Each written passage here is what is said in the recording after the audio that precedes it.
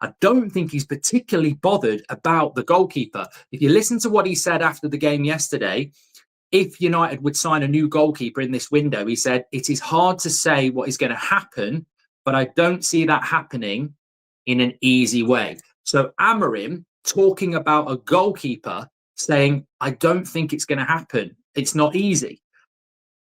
That is incredible.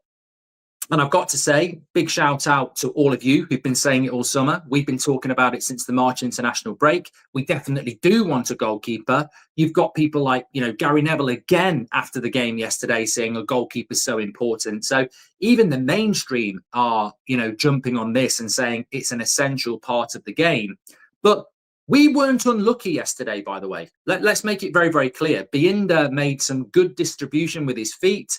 Ruben Amorim after the game got very angry with the Manchester Evening News journalist, and he hadn't even seen the stupid player rate. I mean, those player ratings, that guy should be sacked this morning. I mean, ridiculous. The worst player ratings I've ever seen. Tell me you want Amorim to get the sack without telling me you want Amorim to get the sack. I mean, Mason Mount a 5, De Ligt a 6. It was abysmal.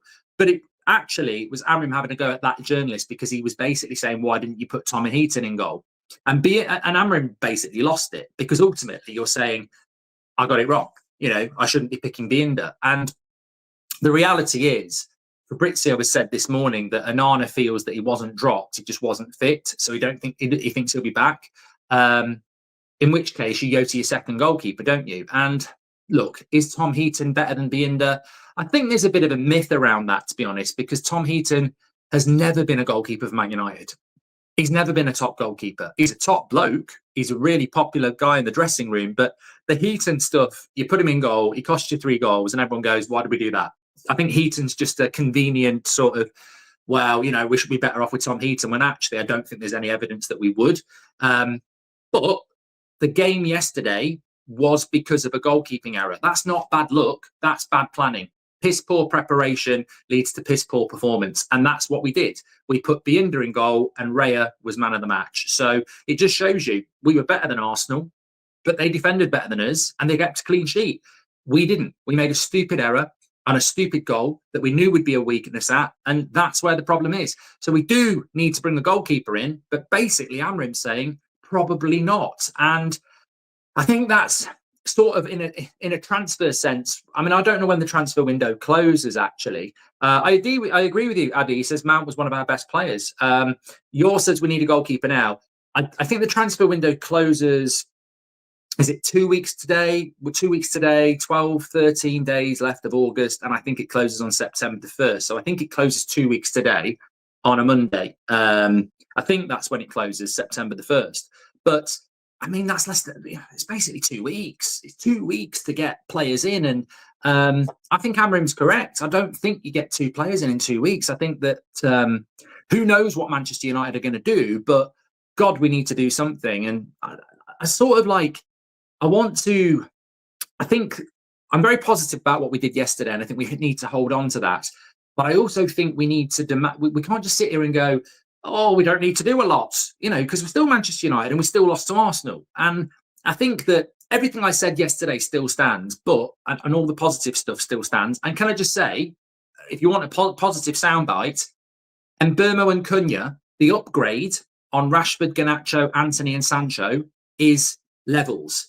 It's a bloody skyscraper. It's like ground 1 to ground 30. It's just even after 90 minutes, it's an unbelievable upgrade in footballing IQ, how suitable they are to modern football, how they're going to take us to a different level. And Mbeumo and Cunha are just on a whole new level to watching Rashford, Garnacho, Sancho, Anthony get their head downs, run into traffic or shoot from distance. They are incredible upgrades and we are going to be better for it. And if you look at United, especially over the last 2 years in the final third, it's lackluster. It's disappointing. It's futile. It's, hard to watch. You look at Cunha with the ball at his feet. He's unpredictable, but he understands what he's doing. He knows what he's doing. The defense don't, and things happen. And Mbeumo, a little bit more direct, but very effective. Those 2 players are huge upgrades, and you can see that 90 minutes yesterday that we're going to be a better team for those two players in our team. And we've not even seen what Šeško can do yet. So I genuinely do think if you put Xerxes or Rasmus or Obi up front in front of those two, they're going to find it a lot easier than they did last season. So that to me is a huge, huge positive, and that will stay the same no matter what happens. But against Arsenal, where was the clear-cut chance? Where was the clear-cut chance, really? So I think that we need to get more ball into Mbeumo and Cunha, and you get more ball into Mbeumo and Cunha by controlling the midfield. And that is something we're going to need to do.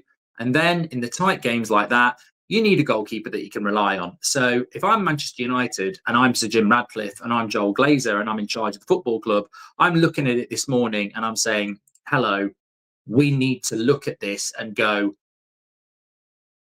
what can we do in the next 2 weeks to guarantee Champions League football?